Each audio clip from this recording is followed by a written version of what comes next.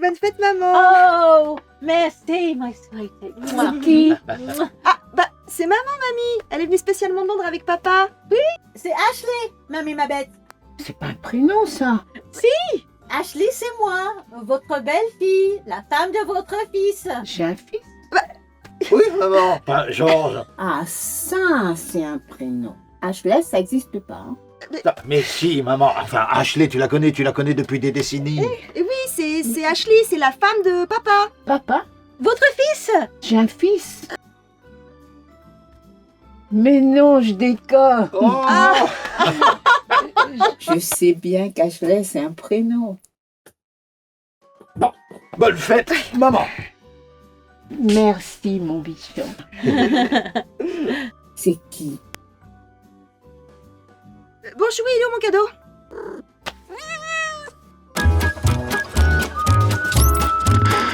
Série, je suis rentrée.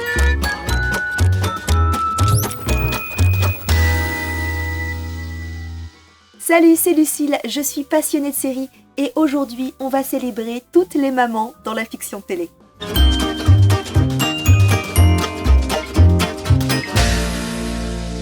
Dans les séries, les figures maternelles revêtent une grande diversité de formes, allant de la mère aimante et protectrice à la figure maternelle plus complexe et ambiguë.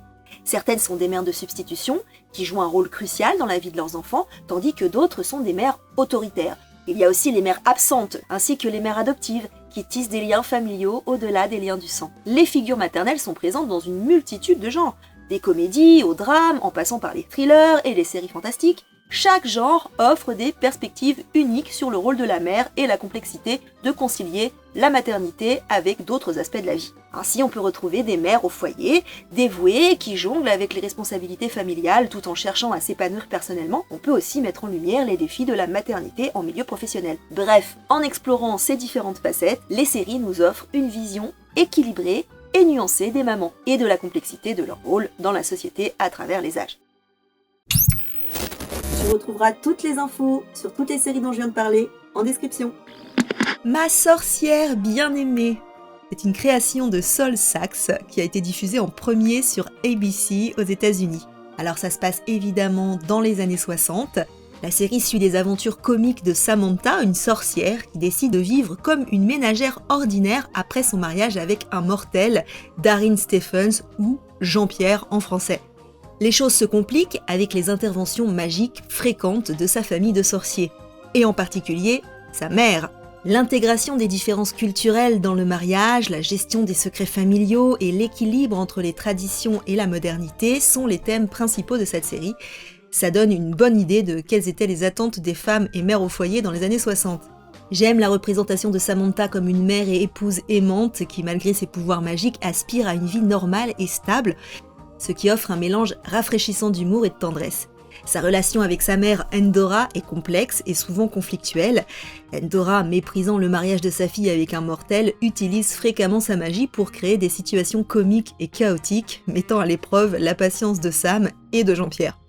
La série est célèbre pour ses effets spéciaux charmants et simples, surtout quand elle bouge le petit bout de son nez, et qui, bien que datés, ajoute un charme nostalgique à l'histoire. Bref, c'est parfait si vous cherchez une série vintage légère et amusante avec une touche de magie. On reste un petit peu dans la même ambiance, mais on part du côté de chez Marvel avec WandaVision, une création de Jack Schaeffer qui est diffusée sur Disney+. WandaVision explore la vie de Wanda Maximoff, la sorcière rouge, et Vision, vivant une vie idyllique de sitcom dans une banlieue américaine, tout en cachant leur véritable nature. La série dépeint leur tentative de maintenir cette façade tout en élevant leurs enfants jumeaux. On aborde les thèmes du deuil, de la réalité contre l'illusion, et le pouvoir de l'amour familial. La série aborde également la manière dont Wanda utilise ses pouvoirs pour manipuler la réalité afin de créer la vie parfaite qu'elle a toujours désirée.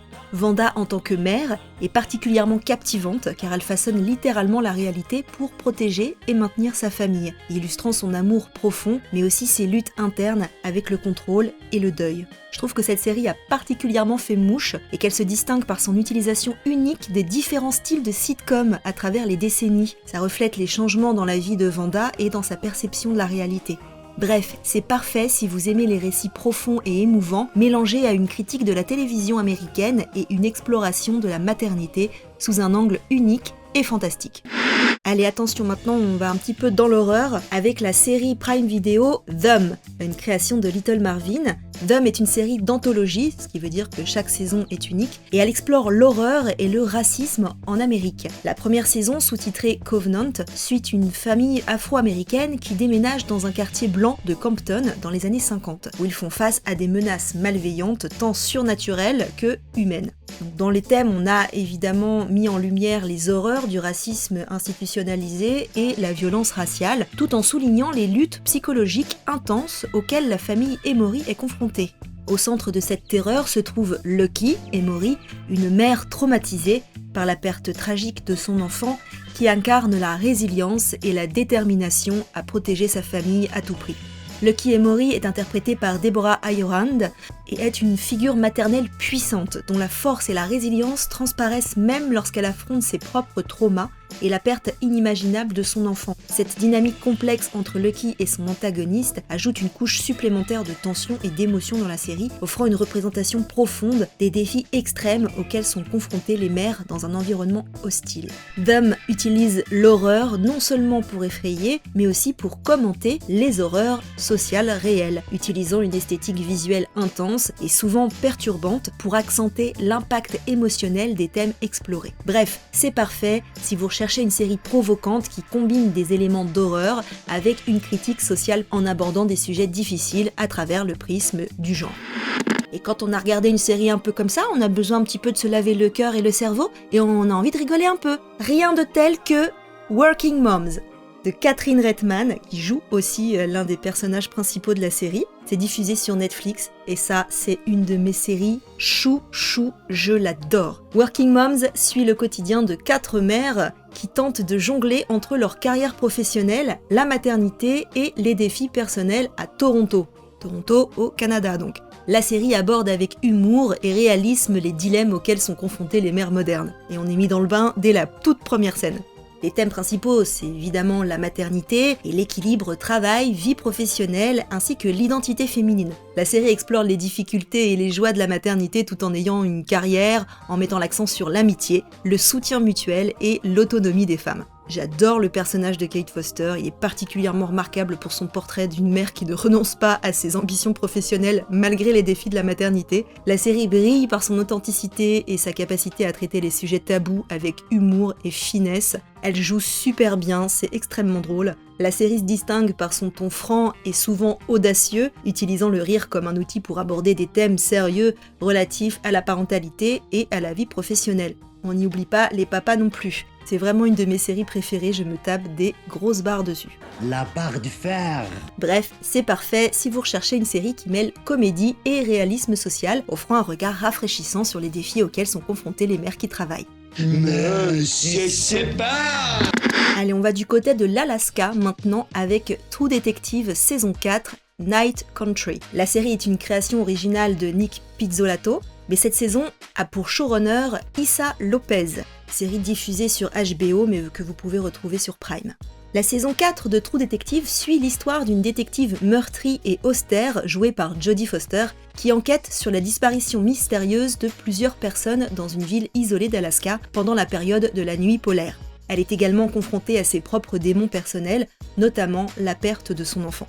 Jodie Foster incarne une figure maternelle complexe, à la fois mère endeuillée et belle-mère d'une jeune fille, avec qui elle entretient une relation conflictuelle, même si aimante. La série plonge dans la façon dont la perte de son enfant façonne son approche du monde et de son travail d'enquêtrice, tout en explorant les thèmes du deuil et de la rédemption. Sa belle-fille, d'origine native de l'Alaska, apporte une dimension supplémentaire à leur relation, les deux naviguant entre conflits culturels, notamment sur des questions de tradition.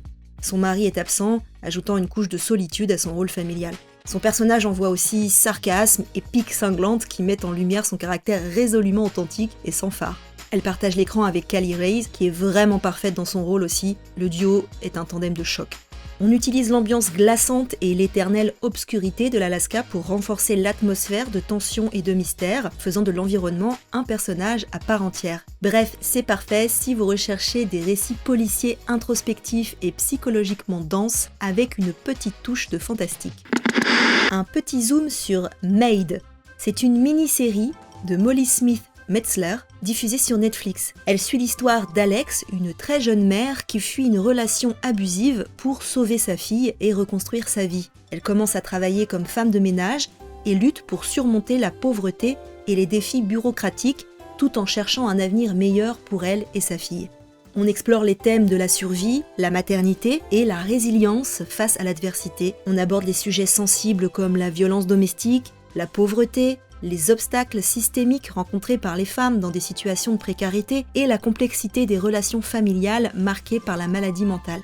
La performance de Margaret Qualley en tant qu'Alex est remarquable. Elle capture l'esprit de combativité et la vulnérabilité d'une mère déterminée à changer sa situation pour le bien de son enfant. Sa propre mère, Andie MacDowell, joue également sa... Non, Doudou, j'ai Choui qui vient. Doudou, tu peux pas venir sur le micro. Je ne vois plus rien. Choui, merci. Qu'est-ce que je disais ? Oui, je disais que Margaret Qualley est la fille d'Andie MacDowell et Andie MacDowell elle-même joue sa mère dans la série, ce qui ajoute une couche supplémentaire de réalisme et de profondeur émotionnelle à leur dynamique complexe. Maid utilise un réalisme poignant pour dépeindre la dure réalité des emplois précaires et des conditions de vie difficiles. Les scènes sont souvent chargées d'émotions et filmées de manière à accentuer la sensation d'isolement et de lutte d'Alex. La représentation de la bipolarité de la mère d'Alex ajoute un thème supplémentaire de la difficulté des relations entre mère et fille. Bref, c'est parfait si vous recherchez une série dramatique, profondément humaine et inspirante, qui offre un regard authentique sur les défis et la force incroyable des mères célibataires luttant pour s'en sortir tout en gérant les relations complexes avec leur propre mère. On revient avec un peu plus de légèreté, malgré le sujet, avec la série Dead to Me. Pareil, une de mes séries coup de cœur, je l'adore, je ferai une chronique plus longue sur cette série prochainement. C'est une création de Liz Feldman et elle est diffusée sur Netflix. Dead to Me explore l'amitié complexe entre Jen, une veuve récente qui cherche à résoudre le mystère de la mort soudaine de son mari, et Judy, une femme au passé trouble. Les deux femmes se rencontrent lors d'un groupe de soutien et développent une amitié profonde malgré leurs secrets respectifs. On explore les thèmes du deuil, de la maternité et des secrets. La série traite de la perte, de la culpabilité et de la recherche de rédemption tout en examinant les défis de la maternité sous différentes formes, y compris la difficulté de concevoir un enfant et l'élevage d'enfants en tant que parents célibataires. La dynamique entre Jen, interprétée par Christina Applegate, alors petit aparté, Christina Applegate est atteinte de la sclérose en plaques, elle a également eu le cancer du sein et elle a réussi à tourner la 3e et dernière saison de la série. C'est une actrice extraordinaire, vous l'avez tous vue je pense dans Marier 2 enfants lorsqu'elle était très jeune. Je trouve qu'on ne la voit pas assez et j'ai adoré sa performance dans cette série. Autant d'ailleurs que celle de Linda Cardellini qui interprète Judy. C'est leur duo qui est au cœur de la série. Leur relation montre comment le soutien mutuel peut aider à naviguer dans les moments les plus difficiles de la vie. Le traitement réaliste et souvent très humoristique des situations tragiques rend cette série à la fois touchante et rafraîchissante. Il y a des performances de jeu dedans qui sont incroyables. La série est connue pour son mélange de comédie noire et de drame poignant. Elle utilise un humour acéré et des retournements de situation inattendus pour maintenir les téléspectateurs et téléspectatrices engagés tout en abordant des sujets sérieux avec sensibilité. Bref, c'est parfait si vous recherchez une série qui mêle humour et émotion, avec une représentation forte de la résilience féminine face aux épreuves de la vie, y compris les complexités de la maternité et le processus de deuil. On passe maintenant à l'adaptation d'un grand classique, Bates Motel, une création de Carlton Cuse et Kerry Ehrin, qui est une série préquelle contemporaine du film classique d'Alfred Hitchcock, Psychose. Elle explore la jeunesse de Norman Bates et la relation complexe et souvent toxique avec sa mère Norma Bates, alors qu'ils reprennent un vieux motel dans une nouvelle ville pour commencer une nouvelle vie. On y aborde les thèmes de la santé mentale, de la relation mère-fils et les secrets familiaux. La série examine comment le passé trouble de Norma affecte profondément Norman, avec des conséquences de plus en plus dangereuses au fur et à mesure que leur vie se déroule autour du motel. Je salue la performance de Vera Farmiga. En tant que Norma Bates, elle est exceptionnelle. J'adore aussi cette actrice. Elle capture parfaitement la complexité d'une mère qui est à la fois protectrice et manipulatrice. Son amour pour Norman est profond, mais ses actions, bien que souvent motivées par le désir de protéger son fils, contribuent à son inévitable descente dans la folie. Bates Motel excelle dans la construction d'une atmosphère tendue et oppressante qui reflète la psychologie de ses personnages principaux. Le cadre du motel lui-même devient un personnage sinistre, un lieu où les secrets du passé refusent de rester enterrés. Bref, c'est parfait si vous êtes fasciné par les drames psychologiques profonds et les histoires de suspense. La série offre un aperçu fascinant des origines de l'un des personnages les plus iconiques du cinéma, tout en développant une histoire riche sur la dynamique mère-fils. Je vous en ai un petit peu parlé dans ma toute première chronique sur le 1er mai, la fête du travail. C'est la série Raised by Wolves, une création d'Aaron Guzikowski, produite par Ridley Scott, qui en a également réalisé les 2 premiers épisodes. On a donc tout de suite le ton et l'ambiance visuelle distinctive. Elle a été diffusée sur HBO Max et injustement annulée au bout de 2 saisons. Mais elle en vaut vraiment la peine, vous pouvez quand même regarder les 2 saisons qui se suffisent à elles-mêmes. Raised by Wolves suit 2 androïdes, mère et père, c'est leur prénom, chargés d'élever des enfants humains sur une planète étrangère après que la Terre a été dévastée par une grande guerre. La mission des androïdes est de repeupler et de maintenir la paix entre les descendants humains, mais ils découvrent rapidement que gérer les croyances religieuses et les instincts humains est un défi complexe. C'est la nature contre la culture, la technologie par rapport à la spiritualité et les dynamiques familiales. La série explore des questions profondes sur ce que cela signifie d'être humain et le rôle de la parentalité, à travers le prisme de personnages non humains confrontés à des dilemmes moraux et éthiques. La performance d'Amanda Collin en tant que mère est particulièrement remarquable. Son personnage androïde montre un éventail d'émotions humaines tout en luttant pour rester fidèle à sa programmation originale. La complexité de son rôle en tant que mère protectrice, mais souvent impitoyable, ajoute une couche fascinante à l'histoire. La série se distingue par son esthétique visuelle unique et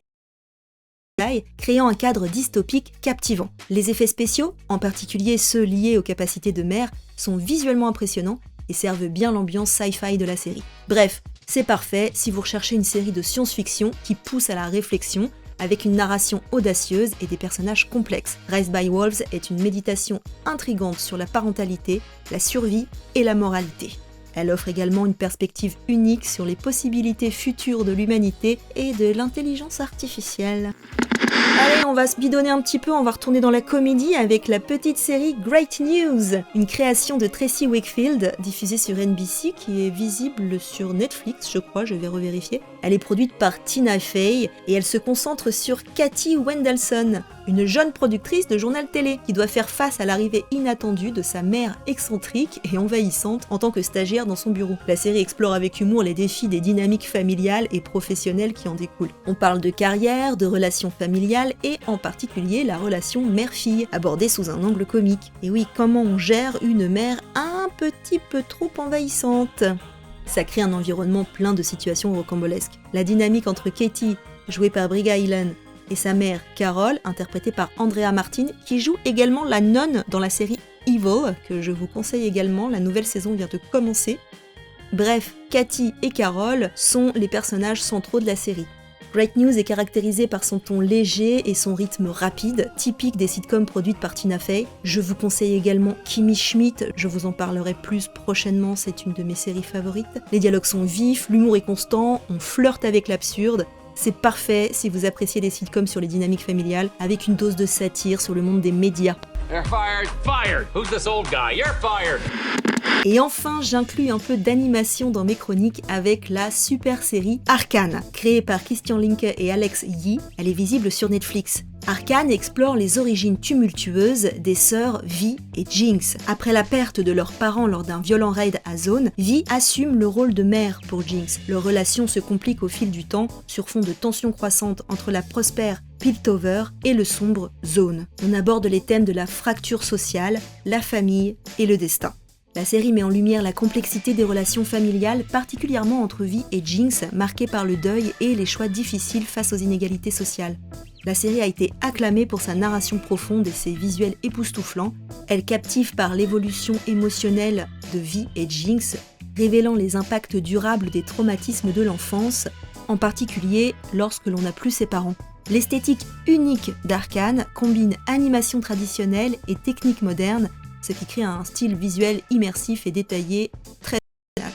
Bref, c'est parfait si vous êtes en quête d'une série d'animation adulte riche et visuellement captivante, offrant une exploration approfondie de l'amour fraternel, ou plutôt sororal, de la rédemption et des luttes de classe.